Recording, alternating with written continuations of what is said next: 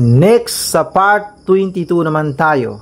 Bali na ituro ko na sa iyo sa naunang part, ang ito na mga ito ay kapag babangga sila sa 15 kaletrang ito na letra ng ikhfa. At saka ito na mga ito ay kapag babangga sila sa nag-isang letrang ito na letra ng iqlab, itong ba na ito. At saka sa last part din na ito na mga ito ay kapag babangga sila sa 6 kaletrang ito na letra ng idgham na bigunna at saka idgham na bilagunna. Bali ngayon ay dito naman tayo sa kapag ito na mga ito ay kapag babangga sila sa 6 kaletrang ito na letra ng idhar, itong ha, ain, kha, o dito na tayo, ghain, ha, at saka hamza. Bali kung mapapansin mo, lahat ng letra ng Arabic alphabet ay nandito na lahat, maliban sa alif at saka lam alif. Ang lam alif ay dito na rin yan sa lam. Combination lang yan, lam at saka alif. Ang alif ay dito na rin yan sa hamza. Ang alif at saka hamza ay dalawa ang sign, dalawang pangalan, pareho lang yan. Ay, laging magkasama. Bali, ito naman ituturo ko sa iyo, ito na mga ito na tinatawag na idhar.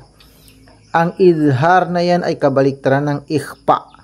At kung ito na mga ito ay wag natin bigkasin na maging klaro marinig sa tainga, ang ending nila na nun kapag babangga sa kahit saan sa 15 kaletrang ito, itong letra ng ikhfa ay kapag dito naman sa idhar ay bigkasin natin ng klaro marinig sa ating tampilong. Bali bago yan ay meron muna akong nakalimutan dito na ipapakita ko muna sa Quran. Baka makalimutan ko pa kapag makapag sa ibang part. Ngayon na ipapaliwanag ko na.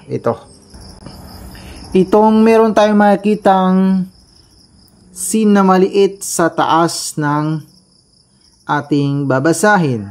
Na ito ay kapag nakita mo yung ganito ay yung parang yung mag-stop ka dito ng saglit lang ba. Wag mong bitawan lang yung hininga. Pag mag-stop ka dito sa ganito. Ito sa kalla bal rana ala qulubihim. Ganon. Ang mag-stop ka lang ng saglit dito. Sa bal kalla bal rana ala qulubihim. Yun, kapag meron ka makitang ganyan na sin na maliit, bali kapag nakita mo yan sa iba't ibang page, ay alam mo na ang gagawin mo. Bali next, ito naman na ito. Ito naman ay kapag nakita mo itong ganito dito sa baba ng sod, ito ay nasa malaking Quran lang ang meron ganito. Sa maliit na Quran, kung titingnan mo, walang ganito. Lasta alayhim bimusaytir. Ang ito ay option mo ito na pwedeng sod. Ang gamitin mo pwedeng sin. Pero konti lang naman ang pinagkaiba halos pareho lang Puro letter S din ito Tingnan natin ha. Sin ang gamitin ko. Lasta alayhim bimusaytir. Sin ang ginamit mo. Gamitin ko naman ang sod. Lasta alayhim bimusaytir. Hindi masyadong halata Okay, balik tayo dito. Ulitin ko ha. Ang idhar ay kabaliktaran ng ikhfa. Kung ang ikhfa ay wag natin bigkasin na klaro marinig sa tainga, ang mga ending nila na nun. Kapag ang ikhfa na naman ay klaruhin natin. Saan ba yung hanapin ko? Ipakita ko dito na halimbawa na mas magandang halimbawa para nagkatabi sila ba? Saan ba yun? فَمَنْ يَعْمَلْ مِثْقَالَ ذَرَّةٍ خَيْرًا يَرَهُ فَمَنْ يَعْمَلْ bakit fama wa ito? وَمَنْ يَعْمَلْ مِثْقَالَ ذَرَّةٍ شَرًّا يَرَهُ. Ulitin ko ha. Dito sa Zarratin khayran yarah, ito ay zarratin syarran yarah. Ito ay tanwin na bumangga ng kha, kaya nandito sa izhar. Kaya una, klaruhin mo itong ending niya na nun. Pangalawa ay bawal ka mag-standby dito. Sabihin mo na zarratin khayran yarah. Hindi ganon. Bawal yung ganon. Bali, ito nga, tingnan mo. Pareho silang tanwin. O, tingnan mo. Tanwin.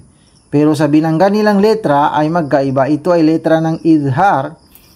Ito ay letra ng nasa ikhfa. Kaya magkabaliktad ang ikhfa at saka izhar kung bigkasin. Kaya yung dito ay sabihin mo na zarratin syarran yarah. May standby ka dito. Nasa ikhfa. Kaya pansinin mo, ito yung halimbawa na magkabaliktad ang ikhfa at saka izhar. Ito. فَمَنْ يَعْمَلْ مِثْقَالَ ذَرَّةٍ خَيْرًا يَرَهُ. Ito.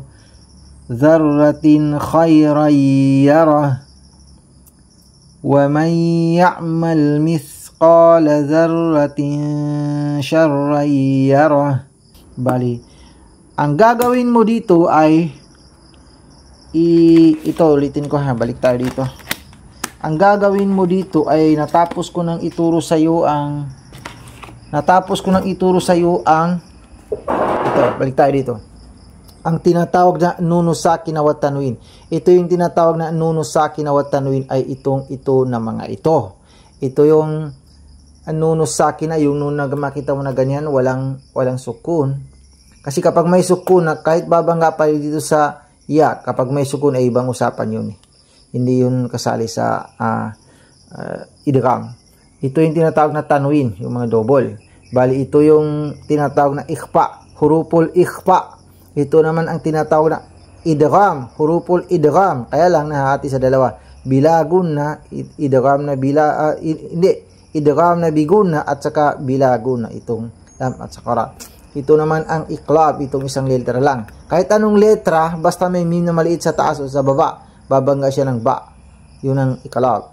Bali, ito ay izhar. Kung mag-aaral tayo ng nasa medyo ibang level na, yung nagtuturo ng mga mujawada, tinuturo nila ito. Meron pang nahahati pa ito sa tatlo. May mga akasal khalq, adinal khalq, wasatul khalq. Ito nahati pa yun sa 7. Pero hindi na yung kailangan ituro. Pati ako hindi ko rin inaalam yun kasi tamad na ako. Hindi na yung kailangan. Ito ang importante. Bali, kailangan mo itong kabisaduhin, memorize mo talaga, dahil ito talaga ang palatandaan sa taong nagbabasa ng Quran.